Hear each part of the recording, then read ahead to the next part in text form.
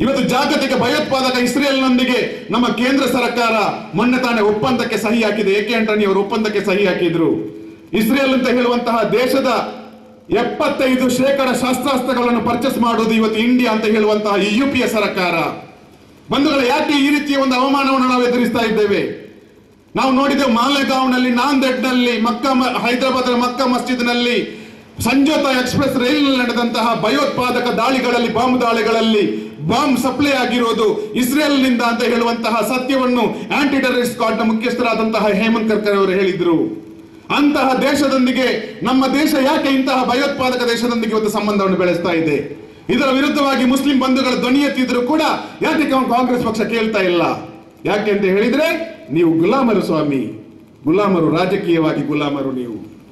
ಬಂಧುಗಳೇ, ನಾವು ನೋಡ್ತಾ ಇದ್ದೇವೆ ಇವತ್ತು ಇವತ್ತು ಬಿಜೆಪಿ ಬರ್ತದೆ ಅಂತ ಹೇಳುವಂತ ಅಪವಾದ ಇದೆ ನಮ್ಮ ಮೇಲೆ. ನಾವು ಯುಪಿಯನ್ನು ನೋಡ್ಬೇಕು, ಯುಪಿಯ ಉದಾಹರಣೆಯನ್ನು ನೋಡಿ ನಾವು ಕಲಿಬೇಕು.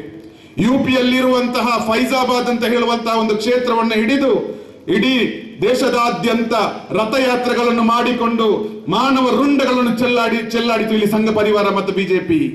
ಆದರೆ ಈಗ ಅದೇ ಫೈಜಾಬಾದ್ಗೆ ಹೋಗಿ ನೋಡಿದ್ರೆ ಬಿಜೆಪಿಯ ಅಡ್ರೆಸ್ ಸಿಗ್ಲಿಕ್ಕೆ ಸಾಧ್ಯ ಇಲ್ಲ ಬಂಧುಗಳಲ್ಲಿ. ಆ ರೀತಿಯ ಪರಿಸ್ಥಿತಿ ಇವತ್ತು ಉತ್ತರ ಪ್ರದೇಶದಲ್ಲಿ ಬಂದಿದೆ. ಹೀನಾಯವಾದಂತಹ ಪರಿಸ್ಥಿತಿ ಇದೆ. ಕೇವಲ 43 MLA-ಗಳನ್ನಿಟ್ಟುಕೊಂಡು ಇವರು ಬದುಕಬೇಕಾದಂತಹ ಪರಿಸ್ಥಿತಿ ಇದೆ. ಖಂಡಿತವಾಗಿಯೂ ಇದು ಯಾಕೆ ಸಾಧ್ಯವಾಯಿತು ಅಂತ ಹೇಳಿದ್ರೆ, ಅವರು ಕಾಂಗ್ರೆಸ್ ಪಕ್ಷಕ್ಕೆ ಒಂದು ಪರ್ಯಾಯ ಅಂತ ಹೇಳಿ ಮತ ಹಾಕಿದ್ರೆ ಇನ್ನೂ ಕೂಡ ಅವರ ಪರಿಸ್ಥಿತಿ ಅದೇ ರೀತಿ ಇರ್ತಾ ಇತ್ತು.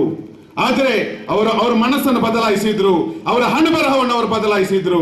ಅಲ್ಲಿ ಇವತ್ತು ಬಿಜೆಪಿಯ ನಿರ್ನಾಮವಾಗಲಿಕ್ಕೆ ಸಾಧ್ಯವಾಗಿರುವುದಿದ್ರೆ ಖಂಡಿತವಾಗಿಯೂ ಬಂಧುಗಳೇ, ನೀವು SDPIಗೆ ಮತ ಹಾಕ್ತೀರಿ ಅಂತ ಆದ್ರೆ ಇನ್ಶಾ ಅಲ್ಲಾ 10 ವರ್ಷಗಳಲ್ಲಿ ಬಿಜೆಪಿಯನ್ನು ಅರಬ್ಬಿ ಸಮುದ್ರದಲ್ಲಿ ಹುಡುಕುವಂತಹ ಪರಿಸ್ಥಿತಿಯನ್ನು social democratic party of India ನಿರ್ಮಾಣ ಮಾಡ್ತದೆ. ಬಂಧುಗಳು, ಈ ಕಾರಣಕ್ಕಾಗಿ ಇವತ್ತು ನೀವೆಲ್ಲರೂ SDPIಗೆ ಮತ ಹಾಕಬೇಕಾದಂತಹ ಅನಿವಾರ್ಯತೆ ಇದೆ. ಬಂಧುಗಳು, ಸಾಕು ಗುಲಾಮಗಿರಿಯ ಈ ಕರಾಳ ಕಾನೂನುಗಳನ್ನು ಹೇರಿಕೊಂಡು ಮುಸ್ಲಿಂ ಬಂಧುಗಳು ಮಾಲೆಗಾಂವ್ನಲ್ಲಿ ಬ್ಲಾಸ್ಟ್ ಆಯಿತು, ಮುಸ್ಲಿಮರನ್ನು ಬಂಧಿಸಿದ್ರು.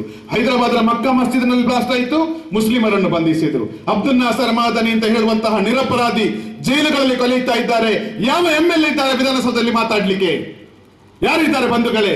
ಇನ್ಶಾ ಅಲ್ಲಾ ನಾವು ನಿರೀಕ್ಷಿಸ್ತಾ ಇದ್ದೇವೆ ಮುಂದಿನ ವಿಧಾನಸಭೆಯಲ್ಲಿ ಸೋಷಿಯಲ್ ಡೆಮಾಕ್ರೆಟಿಕ್ ಪಾರ್ಟಿ ಆಫ್ ಇಂಡಿಯಾದ ಈ ನಾಡಿನ ದಲಿತ ಹಿಂದುಳಿದ ವರ್ಗದ ಮುಸ್ಲಿಂ ಬಂಧುಗಳ ಪ್ರತಿನಿಧಿಗಳು ಇನ್ಶಾ ಅಲ್ಲಾ ವಿಧಾನಸೌಧದಲ್ಲಿ ಇರ್ತಾರೆ.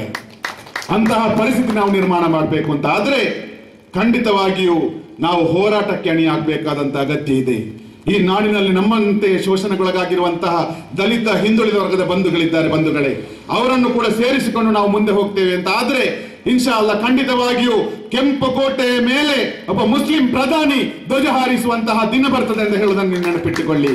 ಅಂತಹ ಒಂದು ಬಲಿಷ್ಠವಾದಂತಹ ಒಂದು ಸಮುದಾಯ ಈ ಗುಲಾಮಗಿರಿಯ ಇವತ್ತು ಇಷ್ಟೆಲ್ಲ ಕಮಿಷನ್ಗಳು ಶಿಫಾರಸು ಮಾಡಿದ ನಂತರ ಕೂಡ 10% ಕೂಡ ಮೀಸಲಾತಿ ಕೊಡ್ಲಿಕ್ಕೆ ಸಾಧ್ಯವಾಗದಂತಹ ಈ ಸರ್ಕಾರಗಳಿಗೆ ಮುಸ್ಲಿಂ ಸಮುದಾಯದ ಮತ ಕೇಳುವಂತಹ ನೈತಿಕ ಹಕ್ಕಿಲ್ಲ ಅಂತ ಹೇಳುವುದನ್ನು ನಾವು ಮನಗಾಣಬೇಕು. ಬಂಧುಗಳೇ, ಇವತ್ತು ಖಂಡಿತವಾಗಿ ಕರ್ನಾಟಕದಲ್ಲಿ 36 ಸೀಟುಗಳಿವೆ. ಕೇವಲ ಮುಸ್ಲಿಮರ ಮತ ಹಾಕಿದ್ರೆ ಮಾತ್ರ ವಿನ್ ಆಗ್ಲಿಕ್ಕೆ ಸಾಧ್ಯವಿರುವಂತಹ ಸೀಟುಗಳು. ದಲಿತರು ಮತ್ತು ಮುಸ್ಲಿಮರು ಸೇರಿಕೊಂಡ್ರೆ 92 ಸೀಟುಗಳಿವೆ. ಬಂಧುಗಳೇ, ಹಿಂದುಳಿದ ವರ್ಗದ ಬಂಧುಗಳು ದಲಿತರು ಮತ್ತು ಮುಸ್ಲಿಮರು ಸೇರಿಕೊಂಡ್ರೆ 140 ಸೀಟುಗಳಿವೆ. ಈ ರಾಜ್ಯವನ್ನು ಆಳ್ಲಿಕ್ಕೆ ನಮ್ಮಿಂದ ಸಾಧ್ಯವಿದೆ ಅಂತ ಹೇಳುವಂತಹ ಸತ್ಯವನ್ನು ನಾವು ತಿಳಿದುಕೊಳ್ಳಬೇಕು. ಖಂಡಿತವಾಗಿಯೂ ಬಂಧುಗಳು, ಈ ನಿಟ್ಟಿನಲ್ಲಿ ನಾವೆಲ್ಲರೂ ಮುಂದಡಿಡೋಣ. ಈ ನಾಡಿನಿಂದ ಬರುವಂತಹ ಮೇ 5ರಂದು ನಡೆಯುವಂತಹ ಚುನಾವಣೆ ನಮ್ಮ ಹಣೆ ಬರಹವನ್ನು ಬದಲಾಯಿಸಲಿಕ್ಕಿರುವಂತಹ ಚುನಾವಣೆ. ಇನ್ನು ಭ್ರಷ್ಟರನ್ನು ಇಲ್ಲಿ ಪುನಃ ಚುನಾಯಿಸುವುದಕ್ಕೆ ಬದಲಾಗಿ ಬಿಜೆಪಿಯಿಂದ ಹೇಳುವಂತಹ ಗೊಮ್ಮನನ್ನು ತೋರಿಸಿಕೊಂಡು ಕರಾಳ ಕಾನೂನುಗಳನ್ನು ಹೇರುವಂತಹ ಅಧಿಕಾರಕ್ಕೇರಿದ ನಂತರ ನಮ್ಮ ಮತ ಪಡೆದು ಅಧಿಕಾರಕ್ಕೇರಿ ಕರಾಳ ಕಾನೂನುಗಳನ್ನು ಹೇರಿ ಇವತ್ತು ಭಯೋತ್ಪಾದಕ ದೇಶ ಇಸ್ರೇಲ್ನೊಂದಿಗೆ ಸಂಬಂಧ ಬೆಳೆಸುವಂತಹ ಈ ರಾಷ್ಟ್ರೀಯ ರಾಜಕೀಯ ಪಕ್ಷಗಳಿಗೆ ತಕ್ಕ ಪಾಠವನ್ನು ಕಲಿಸೋಣ. ಬಂಧುಗಳೇ, ಈ ನಿಟ್ಟಿನಲ್ಲಿ ನಾವೆಲ್ಲರೂ ಇವತ್ತು ಕೈ ಜೋಡಿಸೋಣ. ದಲಿತ ಹಿಂದುಳಿದ ವರ್ಗದ ಬಂಧುಗಳ ಮುಸ್ಲಿಂ ಬಂಧುಗಳು ಇವತ್ತು ಸೋಷಿಯಲ್ ಡೆಮಾಕ್ರೆಟಿಕ್ ಪಾರ್ಟಿ ಆಫ್ ಇಂಡಿಯಾಕ್ಕೆ ಸೇರುವಂತಹ ಒಂದು ವಿನೀತ ಪೂರ್ವವಾದಂತಹ ವಿದ್ಯಮಾನ ಇವತ್ತು ಸಂಭವಿಸ್ತಾ ಇದೆ. ಈಗಾಗಲೇ ಹನೀಫ್ ಖಾನ್ ರವರು ನಮ್ಮೊಂದಿಗೆ ಇದ್ದಾರೆ. ಅವರು ಕಳೆದ ವಾರ ಬೆಂಗಳೂರಿನಲ್ಲಿ ಈ ನಾಡಿನ ಖ್ಯಾತ ಸಾಹಿತಿಗಳಾದಂತಹ ದೇವನೂರು ಮಹಾದೇವರವರ ತಮ್ಮ ಶ್ರೀಮಾನ್ ಪುಟ್ನಂಜಯ್ಯನವರು ಅವರು ನಿವೃತ್ತ ಅಧಿಕಾರಿ, ಸರ್ಕಾರಿ ಅಧಿಕಾರಿಗಳು ಕೂಡ ಹೌದು. ಅವರನ್ನು ಪಕ್ಷಕ್ಕೆ ಸೇರಿಸಿಕೊಂಡ್ರು SDPIಗೆ.